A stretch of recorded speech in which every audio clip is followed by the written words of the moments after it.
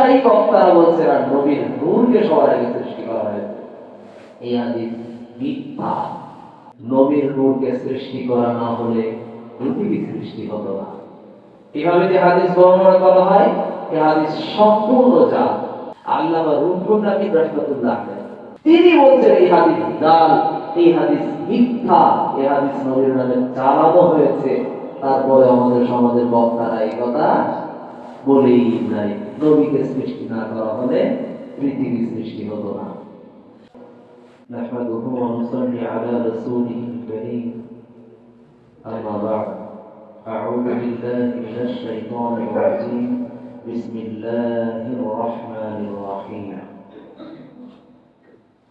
قالوا سبحانك لا علم لنا إلا ما علمتنا إنك أنت العليم الحكيم।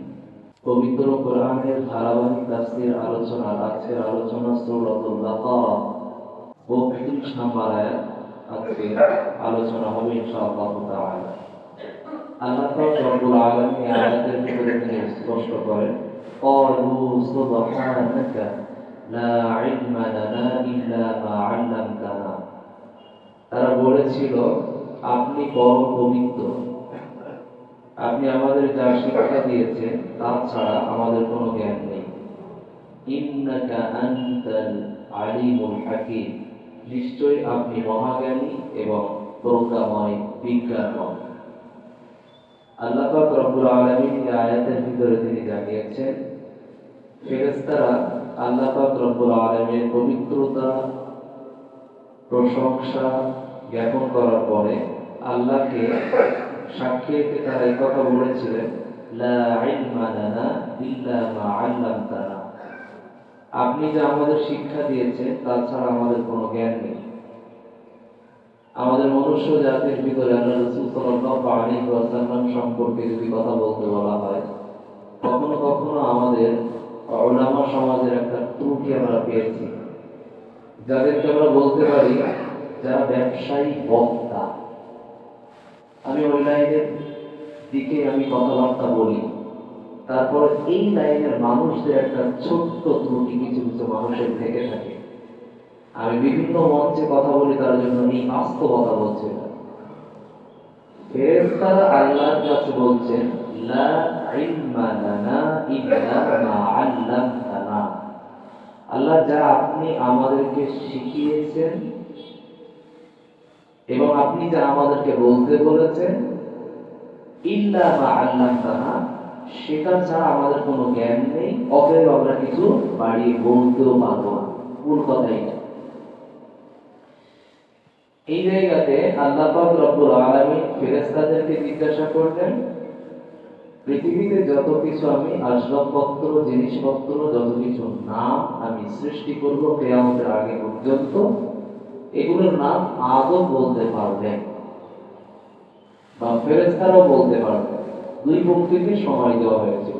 ফেরেশতাদেরকে বলা হলো তোমরা বলো, শেষে আদম আলাইহিস সালামকে বলা হলো তুমিও বলো। দুই পক্ষের ভিতরে দুই দলই যখন উত্তর দিয়ে দিল, অবশেষে ফেরেশতারা নিজেরা হার মেনে নিল, এটা বলে যে আল্লাহ তুমি আমাদেরকে যেটা শিক্ষা দিয়েছো, যতটুকু বলতে বলেছো সেটা ছাড়া আমরা বাড়িয়ে বলতে পারবো না, বা আমাদের এর থেকে বেশি জ্ঞান বা ধারণ শক্তি আমাদের নাই। কিন্তু বর্তমান সময়ে আমরা যদি লক্ষ্য করি, কিছু বক্তা বা ব্যবসায়ী বক্তা যদি লক্ষ্য করে, তাদের ভিতরে নাম্বার এক, তাদের পড়ার ঘাটতি থাকার কারণে তারা কি করে, নিজেদের বাপ দাদা নানা 14 গোষ্ঠীর সমস্ত কাহিনী দিয়ে মানুষকে মাথার মগজ ধোলাই করে। কোন হুজুর কি বলেছে, কোন বড় পীর কি বলেছে, কোন ছোট পীর কি বলেছে, কোন মেজ পীর কি বলেছে, এগুলো দিয়ে মানুষের মগজটাকে ধোলাই করে একেবারে মানুষকে একঘেয়েমি করে রাখে, একদিকের চিন্তা ভাবনা করে রাখে। মুসলমানদেরকে যে ব্রড মাইন্ডের চিন্তা ভাবনার দিকে এগোতে হবে, এই ধারণার দিকে তারা এগিয়ে দিতে চায় না। তারা বলতে চায় সর্বসময়কে, আমি যেটা বলতে চাইছি, আল্লাহ রাসূল সাল্লাল্লাহু আলাইহি ওয়াসাল্লামের যদি কোনো রকম কাহিনীও তারা পেয়ে যায়, সেই কাহিনী সম্পর্কে কোনো কোরআনেও নাই, হাদিসেও নাই, এমনকি জয়ীফ হাদিসেও নাই। আছে কোথায়? জাল হাদিসে। পড়াশোনা না করার কারণে বিশ্বনবীর নামে এমন এমন কথা চালিয়ে দেয় যেই কথা আমার জানা নাই, সে সম্পর্কে বলা উচিত জি না। এটাই কোরআন বলছে, ফেরেশতারা সে সময় হার মেনে নিয়েছিল, আল্লাহ তুমি যেটা আমাদেরকে বলতে বলো নাই, তুমি আমাদের যেটা জ্ঞান দাও নাই, সেটা আমরা বলি না। এটা ফেরেশতাদের গুণ, এটা ভালো মানুষের গুণ। আমরা মানুষ হিসেবে ভালো না হয়ে আমরা কি করেছি? মানুষকে বিভ্রান্তির পথের দিকে ডেকে নেওয়ার নামে আমরা নবীর নামে হাদিস পড়েছি কি আউয়ালু খালাকাল্লাহু নূরি, নবীর নূরকে সর্বপ্রথম সৃষ্টি করা হয়েছে। অথচ পবিত্র কোরআন বলছে নূর ওয়াল কলামি ওয়া মা ইয়াসতুরুন। আর ইতিহাসও প্রমাণ করে পৃথিবীতে আসমানে যা কিছু আল্লাহ সৃষ্টি করেছেন সবার আগে আল্লাহ কলম নামক একটা সৃষ্টি, কলমটাকে আল্লাহ সৃষ্টি করেছেন। তাহলে কলমের যত রকম প্রকার ভেদ করেন না কেন, এই কলমের সূচনা করেছেন কে? আল্লাহ। কলমকে সৃষ্টি করেছেন আল্লাহ সবার আগে। আর আমাদের সমাজের মানুষ বলছে, কিছু ব্যবসায়ী বক্তারা বলছে না, নবীর নূরকে সবার আগে সৃষ্টি করা হয়েছে। এই হাদিস মিথ্যা। নবীর নূরকে সৃষ্টি করা না হলে পৃথিবী সৃষ্টি হতো না। এভাবে যে হাদিস বর্ণনা করা হয়, এই হাদিস সম্পূর্ণ জাল। আপনি যদি বলেন এই হাদিস কোথায় আছে, এই হাদিস আপনি পাবেন একজন হানাফি মুহাদ্দিস নাম ডক্টর খন্দকার আব্দুল্লাহ জাহাঙ্গীর রাহিমাহুল্লাহ, তিনি মৃত্যুবরণ করেছেন, বাড়ি তার বাংলাদেশ ঝিনাইদহ। তিনি একটি কিতাব লিখেছেন, বইটার নাম হলো হাদিসের নামে জালিয়াতি। এই বইটার ভিতরে এই হাদিসটা উল্লেখ করে বলা হয়েছে যে এই হাদিসটাকে উল্লেখ করেছেন আরেকজন পীর সাহেব আল্লামা রুহুল আমিন রাহমাতুল্লাহ আলাইহি। তিনি বলছেন এই হাদিস জাল, এই হাদিস মিথ্যা, এই হাদিস নবীর নামে চালানো হয়েছে। তারপরে আমাদের সমাজের বক্তারা এই কথা বলেই যায়, নবীকে সৃষ্টি না করা হলে পৃথিবী সৃষ্টি হতো না। আমি বলতে চেয়েছি, যে সম্পর্কে আপনার জ্ঞান ছিল না আপনার বলা উচিত হয়। আপনি যাচাই করেন, একটু পড়াশোনা করেন, এই বিষয়ে বলা যাবে কি যাবে না। সবাই বলছে তাই বলে গেলাম। বন্যার পানি যেই দিকে যায় সেদিকে গা ভাসিয়ে সহজেই যাওয়া যায়, কিন্তু তার বিপরীতাস অনেক কঠিন। আমি মূল কথা এই কনসেপ্টের দিকে এগিয়ে আসছি। আমার মূল কথা যেটা, সেটা আমি এটা বলতে চাইছি না যে ওদেরকে আপনিও ঘৃণা করেন, এটা উদ্দেশ্য না। উদ্দেশ্য হলো আমাদের সমাজের ভিতরে এরকম বহু আলেম আছে যারা এমন এমন কিছু হাদিস এবং কোরআন বলে যার ব্যাখ্যা সরাসরি সহিহ হাদিসে নাই, কোরআনের তাফসীরেও নাই, অথচ সেগুলো কোরআন হাদিসের নামে চালিয়ে দেয়।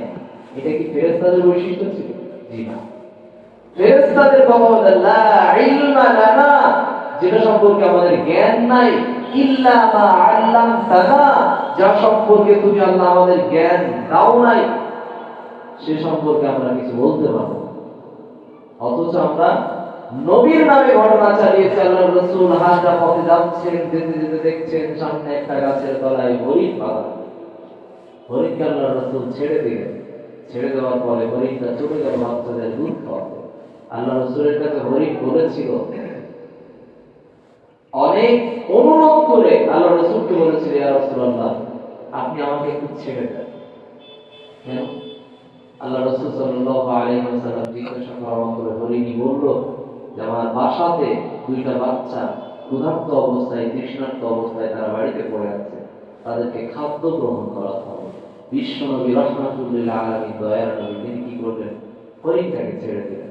হরিণীর যে শিকারী সে এসে পৌঁছে দেখলো যে আমি এখানে হরিণ বেঁধে রেখেছিলাম, মানুষ একটা দাঁড়িয়ে কিন্তু হরিণ না। মানুষটাকে জিজ্ঞাসা করেন, অর্থাৎ বিশ্বনবীকে জিজ্ঞাসা করেন হরিণ ছিল কোথায়? বললেন ছেড়ে দিয়েছে। কেন ছেড়ে দিয়েছে? না, ও আমার কাছে অনুরোধ করলো, তার বাচ্চারা না খেতে পেয়ে মারা যাচ্ছে, তৃষ্ণার্ত পিপাসার্ত অবস্থায়, ক্ষুধার্ত অবস্থায় তারা ঘরে পড়ে আছে, তাই ওকে দয়া করে আমি ছেড়ে দিলাম। তো আল্লাহ রাসূল সাল্লাল্লাহু আলাইহি ওয়াসাল্লামের উপর অনেক ধমক দিলেন, অনেক জোরে কথা বললেন। তারপরে বিশ্বনবী তিনি তাকে বললেন, সান্ত্বনা দিলেন, না, ওই হরিণ আমাকে কথা দিয়েছে এখানে ফিরে না আসবে, যতক্ষণ না ফিরে না আসবে ততক্ষণ আমি এখানে দাঁড়িয়ে থাকবো।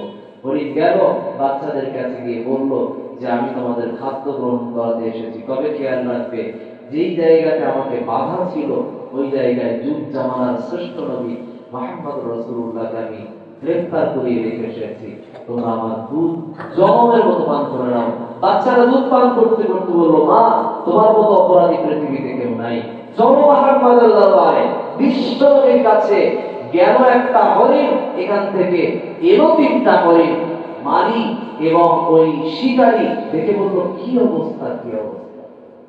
যা বললো ভাই ঘটে গেল, কেমন নবী, কেমন মানুষ, আপনি কে, আপনার পরিচয় কি? নবী তখন বলল যে আমার নাম মুহাম্মদুর রাসূলুল্লাহ সাল্লাল্লাহু আলাইহি ওয়াসাল্লাম। লোকটা শোনা মাত্রই বলল যে আপনি তাহলে বিশ্ব নবী, আপনি তাহলে শেষ নবী, যার কথা মদিনায় শোনা যায়, যার কথা মক্কা থেকে শোনা যায়, আপনি সেই নবী। বলার পরে লোকটা ইসলাম গ্রহণ করলো। শুনতে বড্ড কান্নার মতো, অনেক দুঃখময়, অনেক হৃদয় শীতল করা কথা, কিন্তু কথাটা কি জানেন? কথাটা সহিহ হাদিসে নাই, যঈফ হাদিসে নাই, ইতিহাসে নাই। জাল হাদিসে আছে। মিথ্যা হাদিস বলে নবীর নামে কেন প্রচার করলেন? যা আপনার জ্ঞান নাই তা আপনার বলা যাবে না, যাবে না, যাবে না। যত শ্রুতিমধুর হোক না কেন, যত শুনতে ভালো লাগুক না কেন, তবুও বলা যাবে না। আমি কেন বললাম? এই কারণে বলি আমি সর্ব জায়গাতে এই হাদিস মিথ্যা। যেই বক্তা বলে সেও নবীর নামে মিথ্যা চালিয়েছে। তাই আমরা এই ঘটনা শুনে শিক্ষা নিতে পারি যে নবী প্রাণীদের প্রতি দয়া করতেন, জ্বালাতন করতেন না। এটা শিক্ষা নিতে পারি এই ঘটনা থেকে। কিন্তু সোজা কথা, আল্লাহ রাসূল সাল্লাল্লাহু আলাইহি ওয়াসাল্লামের নামে যে ঘটনা নাই হাদিসের ভিতরে, যেই ঘটনা নাই হাসান হাদিসের ভিতরে, যেই ঘটনা নাই মারফু হাদিসের ভিতরে, সেই ঘটনাকে আপনি জাল হাদিস, মাউযু হাদিস, এই ঘটনাকে আপনি নবীর নামে চালাবেন। মিথ্যা হাদিস নবীর নামে বানানো যাবে না। যত ভালো, যত শুনতে ভালো লাগবে না কেন, মূল কথা আমার এটা, ফেরেশতাদের বৈশিষ্ট্য কি আপনি যা আমাদের শিক্ষা দিয়েছেন সেইটা ছাড়া আমাদের কোনো জ্ঞান নাই, এবং সেটা ছাড়া আমরা বাড়িয়ে কোনো কিছু বলতে পারবো না। বিশ্ব নবীর একটি হাদিস আছে, কোন ব্যক্তি যদি আমি নবীর নামে কোনো কথা চালিয়ে দেয়, সে কথাটা আমার নয়, আমি নবীর বলা নয়, এইরকম কথা যদি আমি নবীর নামে চালিয়ে দেয়, তাহলে সে যেন সরাসরি নিজেকে জাহান্নামে যাওয়ার জন্য নাম লিখিয়ে দিবে। নাউযুবিল্লাহ। এই জন্য আমরা যারা আলেম, আমরা যারা বক্তা, আমরা যারা বলনেওয়ালা, আমরা যারা বলি, বিভিন্ন মঞ্চে কথা বলি, অবশ্যই আমাদের সাবধান থাকা প্রয়োজন। এবং আমরা যারা শ্রোতা, আমাদেরও প্রয়োজন এই যে হাদিস বললাম এগুলো জান, এগুলো স্মরণে রেখে দিয়ে কোন বক্তা যদি কোনো কারণবশত এই ঘটনা, এই কথাগুলো বলে, আপনি তার সাথে বিয়াদবি করতে পারেন না। মাওলানা সাহেব, আপনি তো এই হাদিস বলেছেন, এটা তো জাল হাদিস, এটা তো মিথ্যা হাদিস, আপনার জ্ঞান আছে? আপনি তাকে বললেন কেন কথা? আপনি বলতে পারবেন না। হ্যাঁ, কি করবেন আপনি? আপনি একটা কাগজে লিখবেন, আমার নাম এই, আমি এই মাওলানা সাহেবের কাছ থেকে এই ঘটনাটা শুনেছি, উনি মন্তব্য করেছেন এই হাদিসটা জাল, দিয়ে তার কাছে আপনি চিঠিটা পৌঁছে দিলেন। আপনি যদি আপনার নাম নাও লিখতে চান, উল্লেখ না করতে চান, তাও অসুবিধা নাই, কিন্তু ওই মাওলানা সাহেবের নাম আপনাকে উল্লেখ করতে হবে। যদি মাওলানা সাহেব, আমাদের ইমাম সাহেব, আমাদের মসজিদের খতিব সাহেব এই ঘটনাকে জাল বলেছেন, বিনীত আপনার কাছে অনুরোধ এই বিষয়ে একটু খোলাসা করে বলে দেবেন। ঠিক আছে? কোনো বিয়াদবি নাই। তিনি যদি উত্তর দেওয়ারই যদি হয়, উত্তর দিয়ে দেবেন, না হলে উনি ছেড়ে দেবেন। এটা হলো আদব সংরক্ষণ করা। আমরা সকলেই এমন কিছু কথা বলবো না যে কথা আমি জানি না। আমাদের সমাজের ভিতরে বহু মানুষের কাছে যখন ফতোয়া জিজ্ঞেস করা হয়, কোন হাজী সাহেবদের কাছে, কোন মুসল্লি আলেকেরামের কাছে, কোন মুরব্বী প্রবীণ, এখানে মুসল্লি অনেক দিন যাবত তিনি নামাজ কালাম পড়েন, তার কাছে, এবং গাড়িওয়ালা ভালো পাঞ্জাবি পায়জামা পরে থাকে, মাথায় টুপি, সুন্দর সাজগোজ থাকে, এইরকম ফিটফাইট মানুষের কাছে, মুসল্লি ব্যক্তির কাছে আমরা অনেকেই না জেনে তার কাছে ফতোয়া জিজ্ঞেস করি, সেও না জেনে আমাদের ফতোয়ার উত্তর দেয়। ফতোয়া দেওয়া আমার কাজ নয়, আপনার কাজ নয়। আমাদের কাছে ইবাদত করা, আল্লাহর সন্তুষ্টি অর্জন করা। আমাদের কাছে যদি কেউ কোনো কিছু প্রশ্ন করে, মাসলা মাসাইল বলেন, ফতোয়া বলেন, আমরা সরাসরি তাকে এই উত্তর দেব। এই প্রশ্নের উত্তর দেওয়ার যোগ্যতা, ক্ষমতা, জ্ঞান আমার নাই। যদি জ্ঞান এ সম্পর্কে নিতে হয়, বিনীত অনুরোধ, পাশে মাদ্রাসা আছে, বুখারী দাস দেওয়া মাদ্রাসা আছে, সেইখানে হেড মাওলানার কাছে চলে যান, একদম পরিষ্কার পরিচ্ছন্ন উত্তর পেয়ে যাবেন। মূল কথা আমি বলতে চাই, ফতোয়া যার তার কাছে জিজ্ঞাসা করা যাবে না, মাসলা মাসাইল যার কাছেই ইচ্ছা প্রশ্ন করা যাবে না। যদি করতে হয় তার কাছেই করতে হবে। ফাসআলু আহলা যিকরি ইন কুনতুম লা তা'লামুন। ওই বিষয়ে প্রশ্ন করো যে বিষয়ে আমার আর আপনার জ্ঞান নাই, ওই বিষয়ে আমরা প্রশ্ন করব। তার কতটা জ্ঞান আছে ওইটা ওজন করার জন্য না, ওটা চেক করার জন্য না, টেস্ট করার জন্য না। জিজ্ঞাসা করব কোন বিষয়ে, যে বিষয়ে আমি আর আপনি জানি না, ওই বিষয়ে জিজ্ঞাসা করব। নাম্বার 2, কার কাছে জিজ্ঞাসা করব সেটাও আল্লাহ নির্বাচন করে দিলেন, আহলে যিকির, অর্থাৎ জ্ঞানী সম্প্রদায়। কোন জ্ঞানী সম্প্রদায়? যিকির সম্পর্কে জ্ঞানী সম্প্রদায়। জিকিরের জ্ঞানী বলতে, জিকির বলতে আল্লাহর যত রকম কোরআন এবং সুন্নাহের বিধান আছে, ওই বিষয় সম্পর্কে যার পাকাপোক্ত জ্ঞান আছে তাদেরকে বলা হয় আহলে জিকির। আমি মাদ্রাসা থেকে 10-12 বছর পড়াশোনা করেছি, তাই আপনি আমাকে মনে করছেন আমি বড় মুহাদ্দিস, বড় আল্লামা, বড় মুফাসসির, সব প্রশ্ন আমার কাছ থেকে আপনি উত্তর নেবেন, এইটা কি কথা? যারা বই লিখছে, যারা গবেষণা করছে বহু দিন যাবত, এইরকম ব্যক্তিদের কাছে আপনি প্রশ্ন করেন। আপনি সবার কাছে প্রশ্ন করেন না, এটাও তো ভুল আমাদের। সবার কাছে প্রশ্ন করা যায় না। ফতোয়া সবার কাছে উত্তর নিতে যাবে না। মাসলা মাসাইল আপনি নিতে পারেন। মাসলা মাসাইল মানে রুকুর পরে হাত তুলে দোয়া করবো কি করবো না, হাত ছেড়ে দেবো না বেঁধে করবো না তুলে করবো, এইটা কি কি মতামত আছে কি বলেন তো? হ্যাঁ, আমি সেই মতামতটা মুহাদ্দিস মুফাক্কিহ যারা ফতোয়া বিশারদ, আমি তাদের বইয়ের নাম উল্লেখ করে কয়েকটা মতামত আপনাকে স্পষ্ট জানিয়ে দিলাম। এটা আমাদের হক ছিল, আমাদের দায়িত্ব ছিল, কিন্তু তা না করে আমরা কি করেছি? না, এটা বেদা, ওইটা হারাম, ওইটা এই, এটা এই, মানে আমি সব ডিসাইড আমি করে দিতে পারি। তো তাহলে যে সমস্ত ব্যক্তি আল্লামা মুহাদ্দিস, যারা বড় বড় বিজ্ঞ, তার বই লেখার তো কোনো প্রয়োজন ছিল? তাদের এত খেদমত করার নতুন করে কোনো প্রয়োজন ছিল? তার মুখে সবকিছু ফতোয়া দিয়ে দিলেই তো হয়ে যেত। তাদের বইগুলো নতুন করে লেখা হয়েছে কেন? তাদের বইগুলোকে নতুন করে অনুবাদ করা কেন? এর কারণ আমি আর আপনি পড়াশোনা করি। যারা আমরা আম পাবলিক, যারা আমাদের প্রয়োজন কি?